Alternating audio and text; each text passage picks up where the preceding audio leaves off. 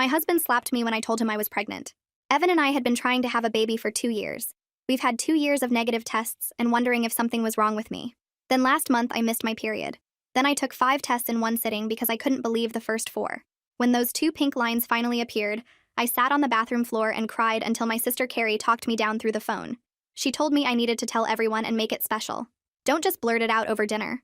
Throw a party, invite everyone who matters, turn this into a memory we'd tell our kid about someday. So that's exactly what I did. 7 weeks later, my house was packed with everyone I loved. My parents stood by the appetizer table. Carrie kept shooting me excited glances from across the room. Evan's parents had flown in from Arizona, and his younger brother Jeff had shown up early to help me set chairs and arrange the gift table. Evan worked the crowd like he always did, shaking hands and making people laugh, being the charming husband I'd fallen for 6 years ago. I watched him from the kitchen doorway and felt my heart swell. Tonight, I was going to make him the happiest man alive. I grabbed a fork, tapped it against my wine glass, and the room slowly went quiet. 40 faces turned toward me. My mom was already tearing up, and she didn't even know yet. Evan made his way through the crowd and stood beside me, his arm wrapping around my waist. He looked at me with warm, curious eyes, completely clueless as to what I was about to say. "Thank you all for coming," I said, my voice shaking a little. "I know some of you traveled really far, and I promise it's worth it." I looked up at Evan and smiled. "We're having a baby. I'm pregnant." The room exploded. My mom screamed. My dad started clapping so hard I thought he'd hurt his hands. Carrie was jumping up and down yelling, "I knew it," even though she actually did know. Everyone was hugging and crying, and the energy in that room felt like pure love. I turned to Evan, expecting him to lift me up or spin me around or do something romantic. Instead, he was frozen. His arm had dropped from my waist. His face had gone completely white. "Evan?" I reached for him. "Baby, aren't you excited? We're finally going to be parents." And that's when it came. The slap to my face that hit so hard I crashed backward into the gift table. The pain was instant and blinding, like someone had taken a hot skillet and pressed it flat against my skin. The music kept playing for 3 more seconds before someone killed it, and then there was nothing. Just silence. Just the ringing in my ear where his hand had landed. I looked up at my husband from the floor and didn't recognize the man standing over me. His face was twisted into something ugly, his chest heaving, his hands clenched into fists at his sides. "You cheating whore!" he yelled. "You really thought you could pass off someone else's baby as mine?" I couldn't speak. My cheek was on fire and my brain couldn't process what was happening. "Evan, what are you talking about?" I finally managed. "I've never cheated on you. I would never do that to you." He laughed and it sounded like something breaking. "Stop lying." He was screaming now, veins bulging in his neck, spit flying from his mouth. "You can't be pregnant with my baby Marina. I had a vasectomy 4 years ago before we even got married. I can't have babies." The words hit me harder than his hand did. A vasectomy. 4 years ago. He'd been letting me cry over negative tests for 2 years, knowing the whole time it was impossible. "So whose is it?" he continued, his voice getting louder. "Who have you been sleeping with behind my back? How long has this been going on?" The room was still dead silent. My mother had her hand over her mouth, tears streaming down her face. My father looked like he wanted to end someone but couldn't make his legs move. And then someone was kneeling beside me, warm hands on my shoulders, helping me sit up, brushing glass away from my dress. I looked and it was Jeff, his face pale with shock as he stared at his brother like he was seeing a monster. "What the hell is wrong with you?" Jeff said, his voice shaking with anger. "You just hit your pregnant wife in front of everyone." He helped me to my feet and positioned himself between me and Evan like a shield. Evan was pacing back and forth like a caged animal, running his hands through his hair. 2 years I let you make me feel guilty for not giving you a baby. And this whole time you were spreading your legs for someone else?" He turned to the room, arms wide, like he was inviting everyone to see what I really was. Look at her. Look at her standing there pretending to be confused. She knows exactly what she did. She knows exactly whose baby that is. So there I was, face-stinging entire family watching accused of cheating by my own husband. And the worst part? Evan had proof. A vasectomy I never knew about. In his mind, this pregnancy was impossible unless I slept with someone else. I demanded a paternity test. It would take a week to come back. 7 days until I could prove I was innocent. But I didn't know that those 7 days would be the worst of my life. Because while I waited for science to save me, everyone I loved was about to turn on me. Everyone left the party without saying goodbye. They just grabbed their coats and filed out one by one, eyes down, mouths shut. My parents were the last to go. My father hugged me so tight it hurt and whispered, "I'll kill him if you want me to." But I shook my head because I still believed this was a misunderstanding. When the door finally closed, I turned around and Evan was already walking toward our bedroom. "Evan," I said. My voice came out smaller than I wanted it to. "Please just listen to me. I don't know how to explain this, but I haven't been with anyone else. You're the only man I've been with in 6 years. There has to be another explanation. He laughed, but there was no humor in it. Just this cold, empty sound that made me feel sick. Another explanation? For how you got pregnant by a man who can't make babies? He took a step toward me. I flinched. I actually flinched away from my own husband, and I watched that register on his face. For half a second, something flickered in his eyes. Guilt, maybe. Or recognition of what he'd done. But then it was gone, replaced by that hard, angry mask. I'd love to hear it, Marina. Really. Enlighten me. I had nothing. No explanation. No defense except my own word, which clearly meant nothing to him anymore. Then let's do a paternity test, I said. Let's prove it scientifically. Because when that test comes back showing you're the father, you're going to have to live with how you treated me tonight. You're going to have to look me in the eyes knowing you hit me and called me those things and humiliated me in front of everyone I love. Something changed in his expression. Doubt, maybe. Or fear. He was quiet for a long moment, and I let the silence stretch because I needed him to feel the weight of what he'd done. Fine, he finally said. First thing tomorrow. We sat in the clinic waiting room like two strangers sharing a bus stop. Evan sat 4 chairs away from me with his arms crossed and his jaw clenched so tight I could see the muscles jumping under his skin. Every few minutes he'd glance at me and then look away, like even the sight of me made him sick. I wanted to scream at him. I wanted to grab his face and force him to look at me, really look at me, and see that I was telling the truth. But I just sat there with my hands folded in my lap, staring at the wall, trying not to cry in public. The nurse called my name first, and I went alone because Evan refused to be in the same room while they drew my blood. Afterwards, she told me I'd have to wait 7 to 10 business days. I sighed heavily. That meant 7 to 10 days of this hell. I nodded and thanked her and walked back to the waiting room on legs that didn't feel like mine. The texts from his family started on day 2. His mother went first. I always knew you were a whore. Now my whole family knows it too. His sister followed an hour later. You disgust me. I hope you lose that baby. His aunt sent a paragraph about how she'd warned Evan not to marry me, how she'd seen the trash in me from day 1, how I'd fooled everyone with my nice girl act, but now the mask was off. His cousin sent a photo of me from the party, mid-fall, with the caption, "Cheaters always get what they deserve." I sat on my bed reading message after message until my phone screen blurred from tears. These people had hugged me at holidays. They'd sent me birthday cards. They'd told me I was part of the family. Now they were calling me names I'd never been called in my life, and wishing harm on my unborn child. I turned off my phone because I couldn't take anymore. Carrie came over that afternoon and found me still in bed. She climbed in next to me like we were kids again and held me while I cried. You need to leave him, she said softly. He hit you, Marina. In front of witnesses. You could press charges. You could take him for everything. My mother called that night saying the same thing. So did my father. So did everyone in my family who reached out. Leave him, sue him, make him pay. But I couldn't. Not yet. Because the test would prove I was innocent and then everything would go back to normal. It had to. I lay awake that night with my hand on my stomach, trying to feel something. Some connection to the life growing inside me. But all I felt was doubt. What if Evan was right? What if the vasectomy made it impossible? What if somehow, some way, something had happened that I couldn't remember? The thought made me sick, but I couldn't stop it from creeping in. I went through every night of the past 3 months in my head. Every time Evan and I had been together. Every moment I'd been alone. Nothing made sense. I knew I hadn't cheated.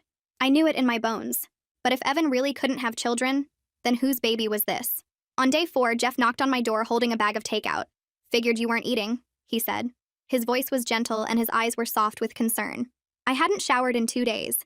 I was wearing the same sweatpants I'd slept in, and my hair was tangled into a mess on top of my head. I looked like a mess. But Jeff didn't seem to notice or care. He just stood there on my porch waiting patiently for me to let him in. And I did. We sat at the kitchen table and Jeff unpacked containers of lo mein and fried rice and orange chicken. He didn't ask me what happened. He didn't ask me to explain myself or defend myself or prove anything.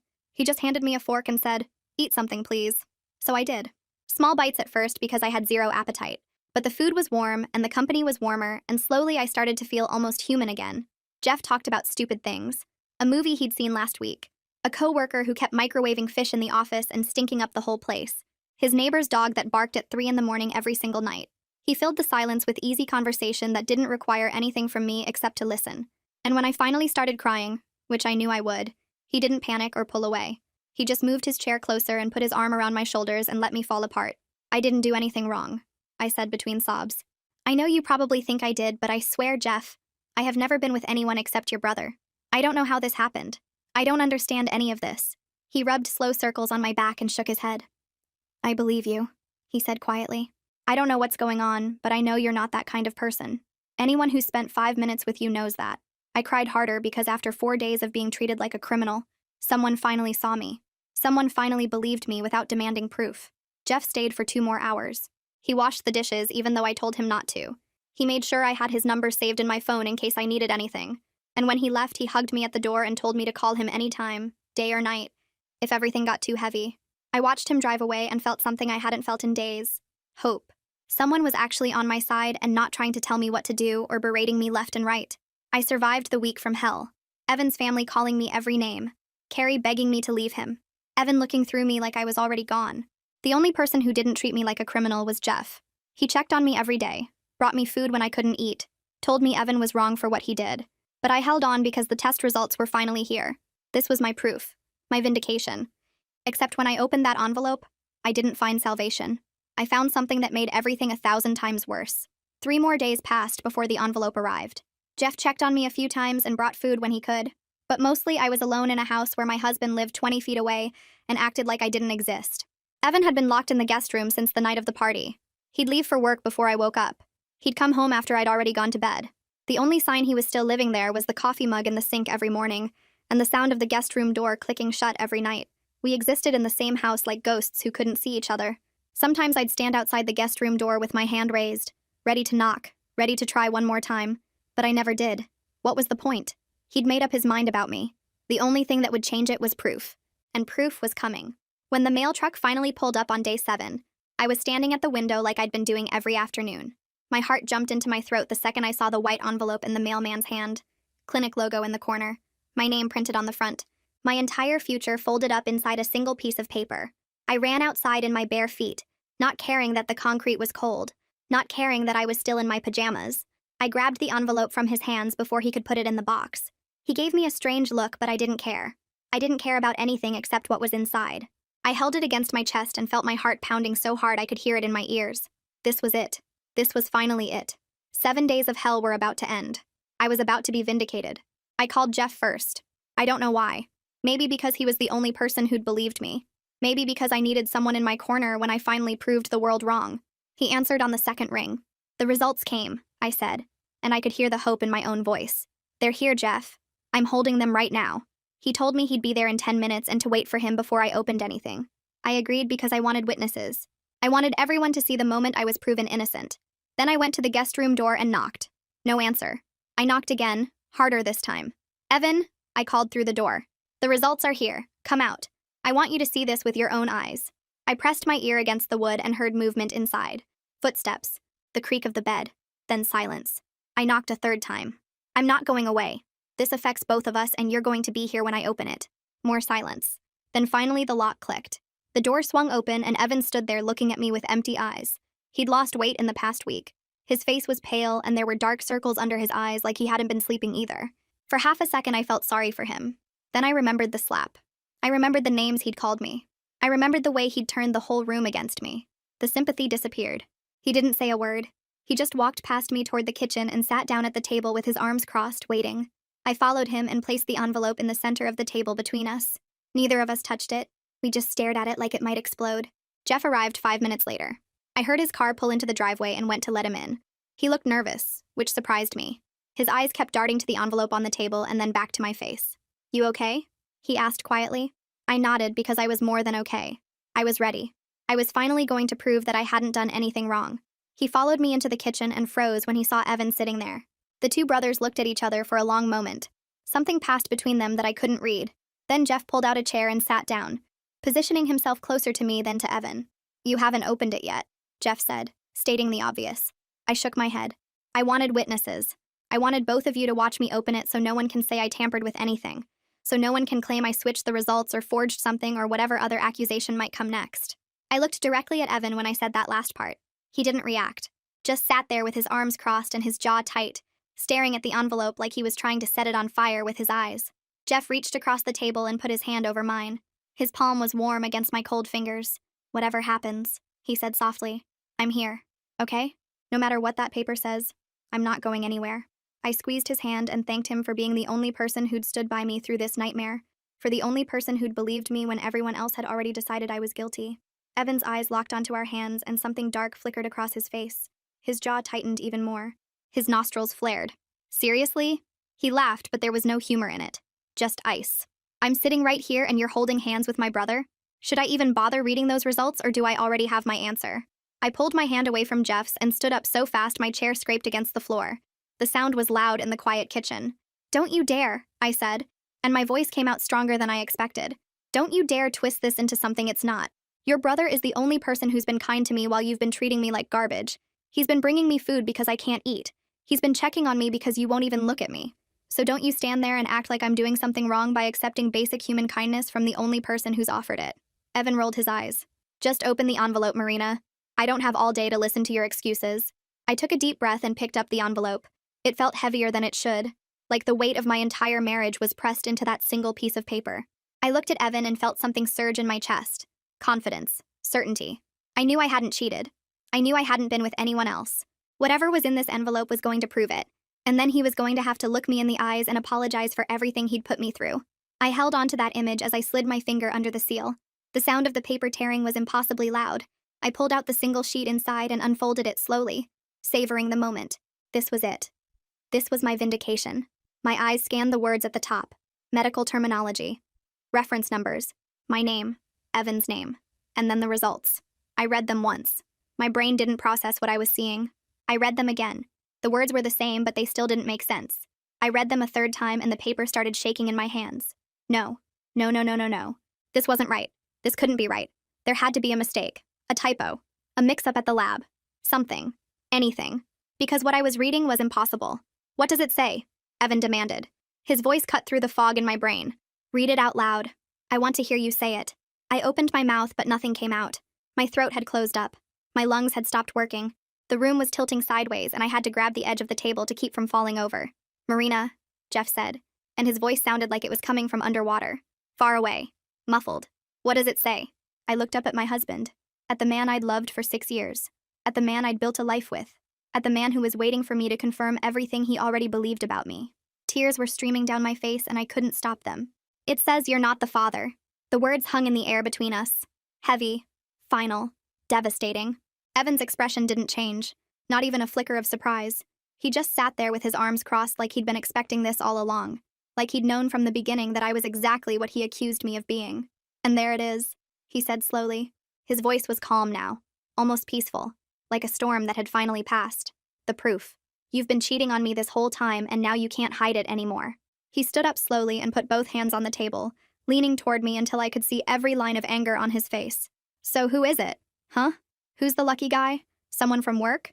Some random guy you met at a bar? An ex-boyfriend you never really got over?" He was getting louder with each question. "Tell me, Marina. I deserve to know whose baby you're carrying in my house. Whose baby you tried to trick me into raising as my own." "I don't know," I sobbed. The words came out broken and desperate. "I don't understand. I haven't been with anyone else, Evan. I swear on my life I haven't been with anyone else. There has to be a mistake. The lab made an error. We need to take another test. We need to—" He slammed his fist on the table so hard the envelope jumped and my whole body flinched. "The test isn't wrong!" He was screaming now, full volume, veins bulging in his neck just like the night of the party. "Science doesn't lie, Marina. DNA doesn't lie. The only liar in this room is you." He pointed his finger in my face and I could see his hand shaking with rage. "You've been lying to me for months, maybe years, and now you're standing there crying like you're the victim? Like I'm the bad guy for being angry that my wife got pregnant by another man? I didn't do this," I screamed back at him. Something inside me broke. All the fear and confusion and desperation came pouring out as rage. "I don't know how this happened, but I didn't do this. I have never been with anyone except you. Not once in 6 years. I don't understand what's happening, but I know I didn't cheat. You have to believe me, Evan. Please." I grabbed his arm, desperate for him to see me. Really see me. To look past his anger and recognize the woman he'd married. The woman who loved him. The woman who would never betray him. "Please believe me. Please. I'm begging you." He shoved me away so hard I stumbled backward. My hip hit the counter and pain shot through my side. Jeff jumped up and caught me before I could fall further, his arms wrapping around me to steady me. "Don't touch me," Evan snarled, and his face was twisted into something I didn't recognize. Pure hatred. Pure disgust. "Don't ever touch me again. You make me sick. Looking at you right now makes me physically sick. I can't even stand to be in the same room as you." He turned to Jeff, who was still holding on to me, and his eyes narrowed.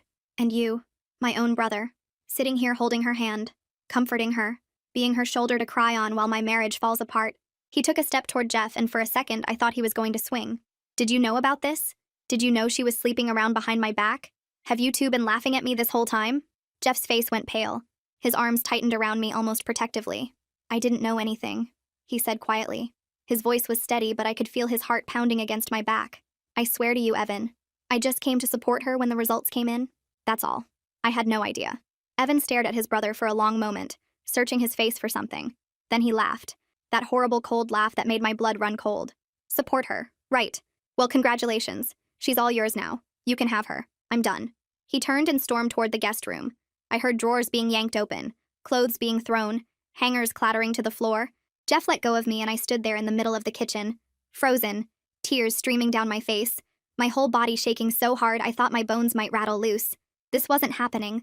This couldn't be happening. I'd been so sure, so completely certain that the test would save me, that science would prove what I already knew, prove I was innocent and faithful. Instead, the test had destroyed everything, and it hadn't even given me answers. It just told me Evan wasn't the father. It didn't tell me who was. It didn't explain how any of this was possible. It just left me standing in my kitchen with my whole life in pieces, and no idea how to put them back together. Evan came back 10 minutes later dragging 2 suitcases behind him. He didn't look at me as he walked toward the front door. His face was set in stone. His eyes were fixed straight ahead, like I was already invisible to him. Evan, wait, I begged, running after him. I grabbed the back of his shirt and he spun around so fast I stumbled backward. Don't touch me, he said through clenched teeth. What part of that don't you understand? I held up my hands in surrender, tears blurring my vision. Please, we can figure this out. We can take another test. Something is wrong. Something doesn't make sense. I know I didn't cheat Evan. I know it. There has to be an explanation. He stared at me for a long moment, and for just a second, I saw something flicker in his eyes. Doubt, maybe, or sadness, or the ghost of the man he used to be. Then it was gone, replaced by that cold, hard mask. The only thing that doesn't make sense is how I didn't see what you really were sooner. My mother was right about you. My whole family was right about you. I should have listened to them from the beginning. He picked up his suitcases and opened the front door. I'm staying with Felix until I figure out what to do about the house. Don't call me. Don't text me. Don't try to contact me at all. As far as I'm concerned, you don't exist anymore. The door slammed behind him so hard the pictures on the wall rattled. Then his car started. Then he was gone. And I was alone. I collapsed onto the kitchen floor and cried so hard I thought I might shatter into 1,000 pieces. Jeff knelt down beside me and tried to put his arm around me, but I pushed him away. I didn't want comfort. I didn't want kindness. I wanted answers. Because I knew I hadn't cheated. I knew I hadn't been with anyone else. I had never let another man touch me in 6 years of marriage. So how was this possible? How was I carrying a baby that wasn't my husband's? I stared at those results knowing how guilty this looked. Evan was gone. He wouldn't even let me explain. He had already decided I was a cheater and a liar. But I still had no idea how this happened. I didn't know that Carrie was about to ask me a question that would change everything. A question I should have asked myself weeks ago. I called Carrie before the sun came up. She answered on the first ring like she'd been waiting by the phone all night. The results came back, I said. My voice was raw from crying. Evan's not the father. She was at my door within the hour. I let her in and handed her the paper without saying anything. She read it twice, her face getting paler each time. Then she set it down on the kitchen table and looked at me with an expression I couldn't read. Sit down, she said. We need to talk through this. I sat across from her at the table, the same table where Evan had slammed his fist, the same spot where Jeff had held my hand, the exact place where my entire life had fallen apart less than 12 hours ago. Carrie pushed the results aside and folded her hands in front of her. I need you to walk me through everything. Not the party. Before that. When do you think you conceived? I stared at her. What does that matter? The test says Evan isn't the father. That's the only thing that matters. Just answer the question, Marina. When do you think it happened? I tried to focus. My brain felt like it was full of static. I don't know exactly. Evan and I were together a lot during that window. We had a whole system. Ovulation tracking, temperature charts, scheduled nights. It could have been any of those times. Carrie shook her head. You're about 11 weeks along. That means conception happened roughly 9 weeks ago. Maybe 10. She leaned forward. Think harder. Is there any night during that time that stands out? Anything that felt different or strange? I closed my eyes and tried to go back. All those nights of trying so hard blurred together. The same routine, the same hope, the same disappointment month after month until the one test that finally came back positive. But then something floated up from the back of my mind.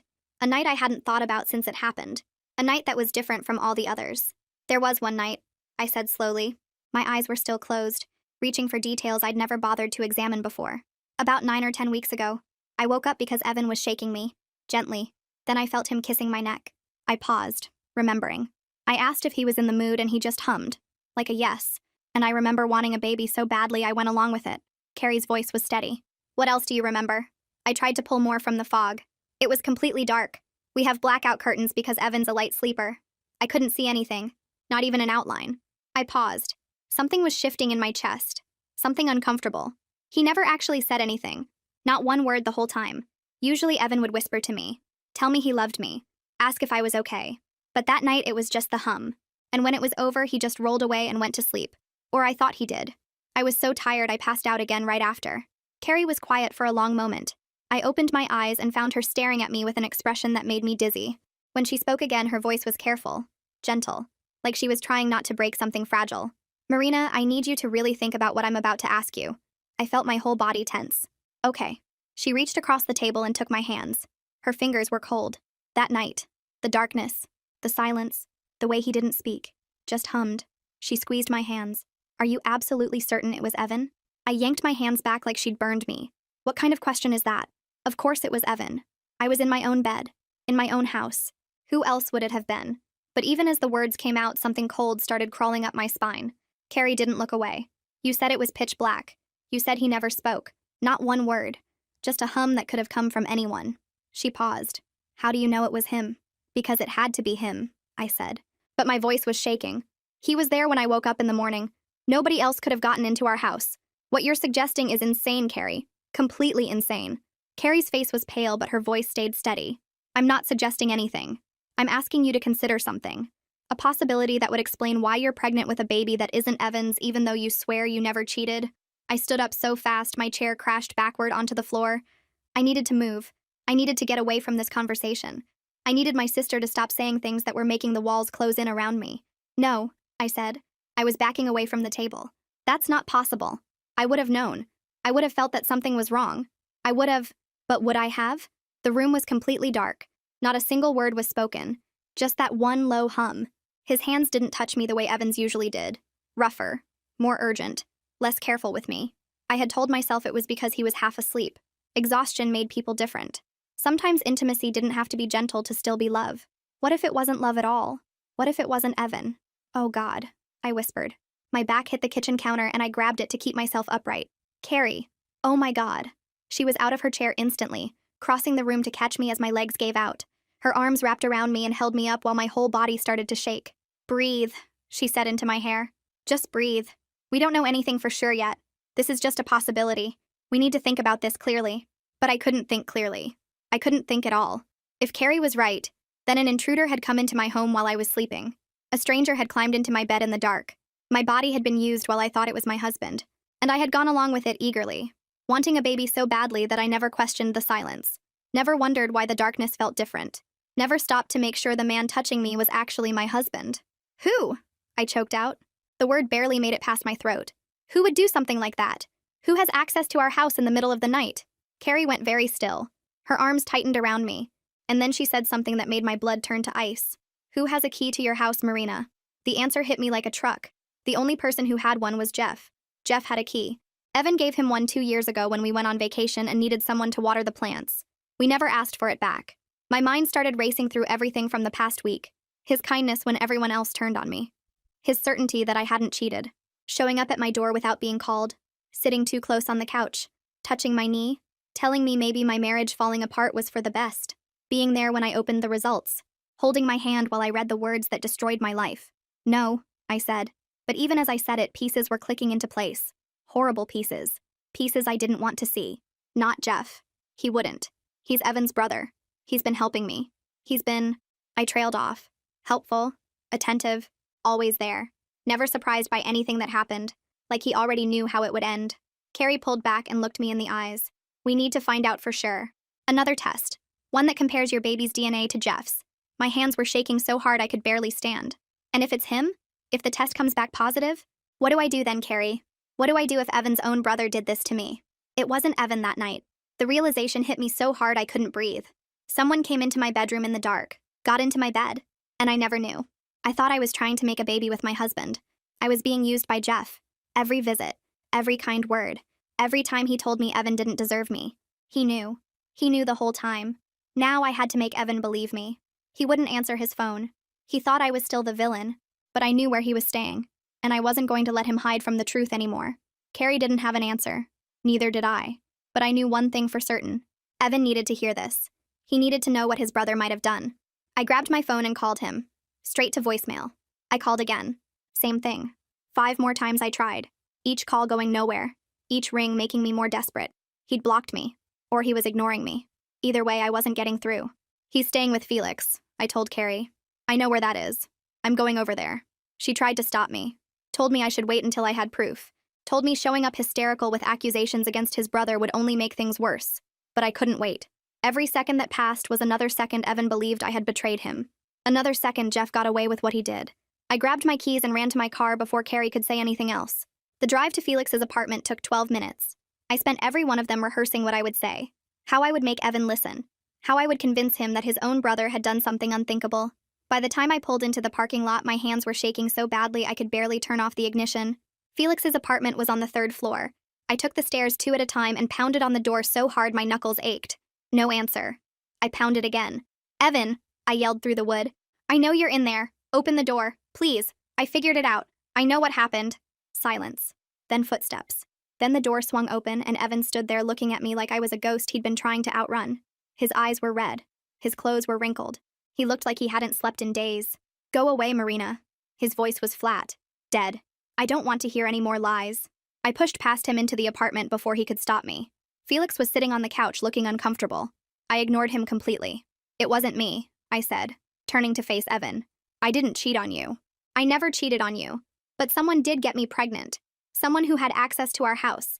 Someone who came into our bedroom in the middle of the night while it was pitch black and I couldn't see anything. Evan's jaw tightened. What are you talking about? I told him everything. The night I woke up to someone shaking me. The kiss on my neck. The hum instead of words.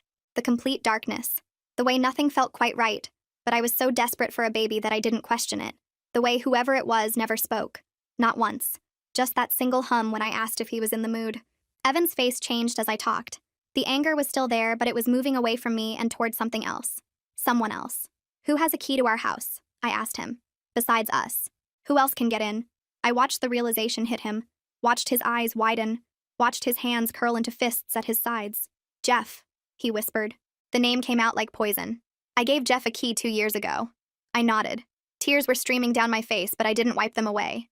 He's been so helpful this whole week, Evan. Showing up without being asked. Bringing me food. Telling me you didn't deserve me. Holding my hand when I opened those results. My voice cracked. He knew. He knew the whole time because he's the one who did it. Evan didn't say anything for a long moment. His chest was heaving. His face had gone from pale to red. When he finally spoke, his voice was barely controlled. Get in the car. We drove to Jeff's apartment in complete silence. Evan's knuckles were white on the steering wheel. His jaw was clenched so tight I could see the muscles jumping under his skin. I didn't know what he was going to do when we got there. Part of me was scared to find out. Jeff's building was a nice complex on the east side of town. We pulled into the parking lot and Evan was out of the car before I even had my seatbelt off. I ran after him as he stormed toward the entrance. He didn't buzz. He didn't call. He just waited until someone came out and caught the door before it closed. We took the elevator to the 4th floor. Evan pounded on the door with his fist. For a few seconds, nothing happened. Then the lock clicked. The door swung open. And there was Jeff. He wasn't surprised to see us. That was the first thing I noticed. No shock on his face. No confusion. No panic. He just stood there in the doorway looking calm. Almost peaceful. Like he'd been waiting for this exact moment. Hey, he said. His voice was steady. Casual. Like we'd just stopped by for a visit. Evan grabbed him by the shirt and shoved him backward into the apartment. Tell me the truth, he growled. Tell me what you did to my wife. Jeff didn't fight back. Didn't try to defend himself. He just let Evan push him until his back hit the wall. Then he looked past his brother. Directly at me. His eyes found mine and something in them made my skin crawl. Intensity. Hunger. Possession. Like he was looking at something that belonged to him. Marina, he said softly. My name in his mouth made me want to vomit. I've been waiting so long to finally tell you everything. Jeff stood in that doorway looking at us like he'd been expecting this moment his whole life. No panic, no guilt, just this calm expression that made my skin crawl. Evan demanded answers. I held my breath waiting for denials, excuses, anything that would let me pretend this was some horrible mistake. But he didn't deny it. He smiled.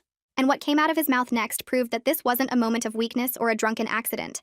This was planned. This was obsession. This was everything.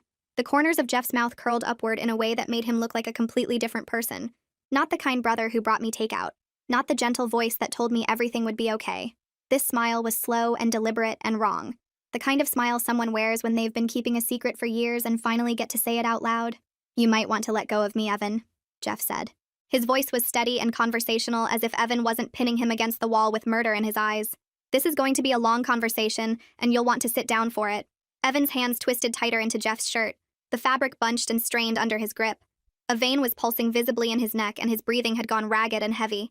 "Start talking. Right now. Tell me what you did." Jeff didn't struggle. Didn't try to push Evan off. He just stood there against the wall, looking more relaxed than anyone in his position should be. Then his eyes slid past Evan and landed on me. I wanted to look away, but I couldn't. Something about his gaze pinned me in place. He stared at me the way a lion stares down a gazelle. It became clear I was his prey from the moment we met, and he was determined to make me his. "Fine," Jeff said softly. His eyes never left mine, even though he was answering Evan. "You want to know what I did? I'll tell you everything. But first, you should know that I'm not sorry. Not even a little bit. What I did was the best decision I ever made. My chest felt like someone was sitting on it. Every breath took effort. I pressed my back harder against the wall because my legs weren't trustworthy anymore. They felt hollow, disconnected from the rest of me. Evan slammed Jeff against the wall hard enough to make a picture frame rattle. "Talk." Jeff let out a small laugh. "Having your spare key gave me so much power. Power I've been wanting for a long time. I loved that I had access to your house, your life." He tilted his head slightly. "Your wife."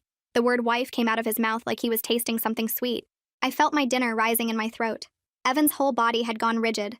The muscles in his arms were straining against his shirt. His jaw was clenched so tight I could hear his teeth grinding.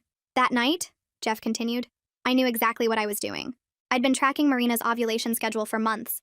At every family gathering, she talked about how badly she wanted a baby. She cried about you two trying for so long that she was starting to lose hope. And I couldn't have my sweet, precious Marina feel that devastated."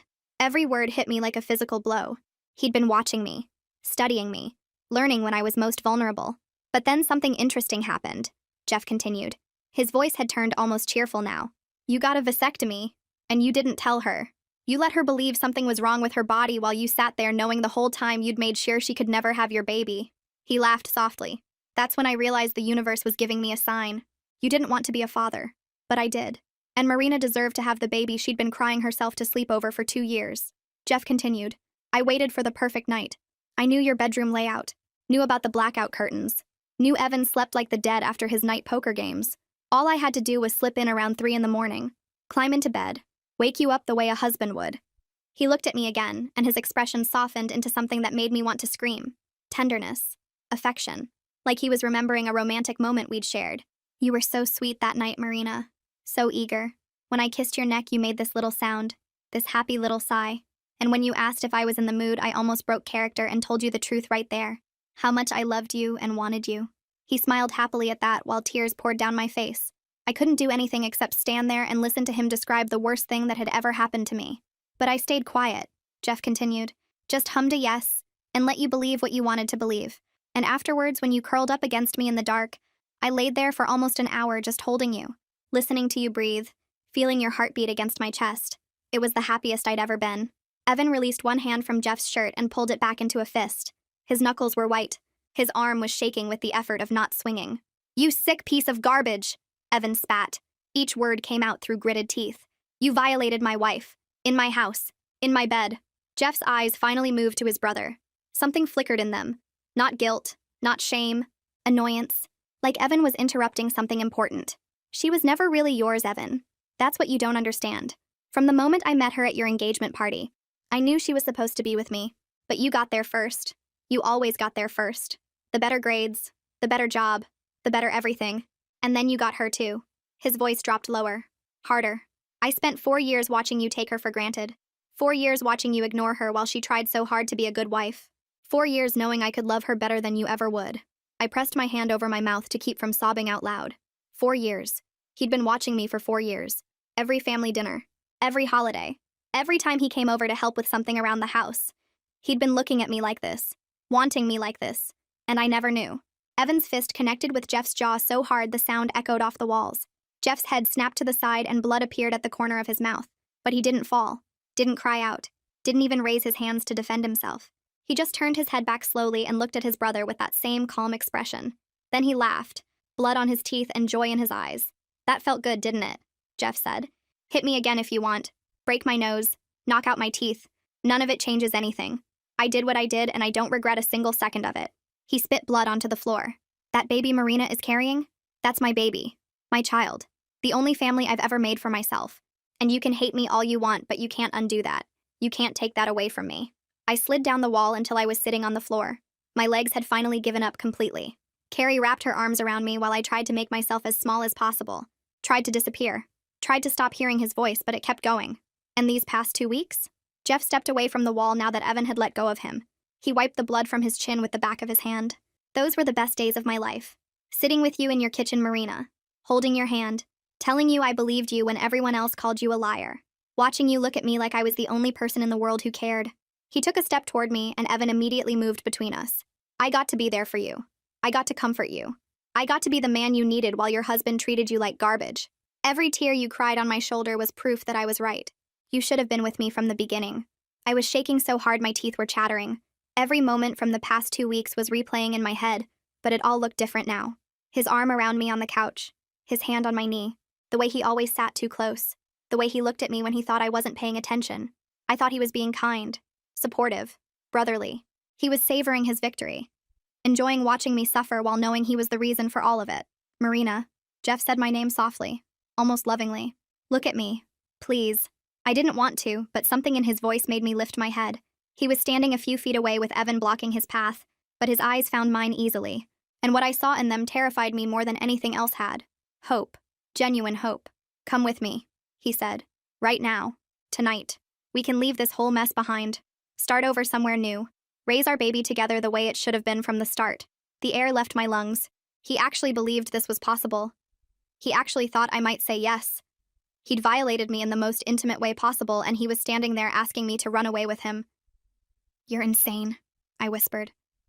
The words came out thin and broken. You're completely insane. Something changed in his expression. The hope dimmed slightly, replaced by confusion, then frustration. I'm offering you everything, Marina. A man who actually loves you. A father for your baby. A fresh start away from everyone who turned on you. Why would you choose to stay here with someone who hit you in front of 40 people? Evan moved so fast I barely saw it. His fist connected with Jeff's face again, and this time Jeff went down. He hit the floor hard, and Evan was on top of him instantly, punching, over and over, each blow landing with a sickening thud. You don't get to talk to her, Evan was screaming. Tears were streaming down his face. You don't get to look at her. You don't get to say her name. Do you understand me? Do you understand what you did? Jeff didn't fight back. He just laid there taking the beating with that horrible smile still on his bloody face. And between punches I heard him laughing, quiet and wet and wrong. I sat on the floor of my brother-in-law's apartment watching my husband beat him bloody, and all I could think was that even if Evan killed him right now, it wouldn't undo anything. It wouldn't erase what Jeff had done to me. It wouldn't take back that night. It wouldn't unpregnant me or unmake the baby growing inside me or give me back the life I had before. I was vindicated. Evan finally knew the truth. I wasn't a cheater. I wasn't a liar. I was a victim. But being a victim didn't feel like winning. It felt like being hollowed out from the inside. Evan finally stopped hitting him. His knuckles were split open and covered in Jeff's blood. His chest was heaving. His whole body was shaking with rage that had nowhere else to go. Jeff was still conscious, still smiling through swollen lips and bloody teeth, still looking past Evan directly at me. It was worth it, Jeff slurred. His voice was thick with blood. Every second, every punch, all of it. Because for one perfect night, you were mine, Marina, and nothing either of you do will ever change that. I let out the most blood-curdling scream. We called the police that night. They took Jeff away in handcuffs while he smiled at me through the back window of the car. I told them everything, every detail of that night, every word Jeff had said. The cop nodded and wrote things down and told me I was brave for speaking up. But brave didn't fix anything. What Jeff did to me was hard to prove in court. He never broke in because he had a key. I never said no because I thought he was my husband. The lawyer called it a he said, she said situation, even though Jeff had told us everything himself. Evan and Carrie heard it all. Didn't matter. In the end, Jeff took a deal. Some small charge about being in our house without permission. 6 months of checking in with an officer and paying a fine. No jail. Nothing that would follow him forever the way that night would follow me. Evan and I tried to fix things. For about 3 weeks, we went to a counselor. Sat in a room and talked about trust and pain and getting better. But every time I looked at him, I saw the party. The slap. The way he called me a whore in front of everyone I loved. The way he decided I was a cheater before thinking about any other answer. He said sorry 1,000 times, cried and begged and swore he would spend his whole life making it up to me. But some things can't be fixed. Some words can't be taken back. He hit me. He shamed me in front of 40 people. He let his family send me texts wishing bad things on my baby. Even though he knows the truth now, those 2 weeks of hell still happened. I filed for divorce. He didn't fight it. I think part of him knew we were broken the moment his hand hit my face. The stress took everything from me. 2 weeks after the divorce was done, I woke up in the middle of the night with pain so bad I couldn't stand. Carrie drove me to the hospital. The doctor told me what I already knew from all the blood. I lost the baby. Part of me felt relief and I hated myself for it. That baby was innocent. That baby didn't ask to be made. But every time I thought about carrying Jeff's child, every time I pictured looking into a face that might have his eyes or his smile, I couldn't breathe. Now the baby was gone and I didn't have to choose. The guilt from feeling relieved will probably stay with me forever. But for now, there's nothing I can do but start a new life far from everyone.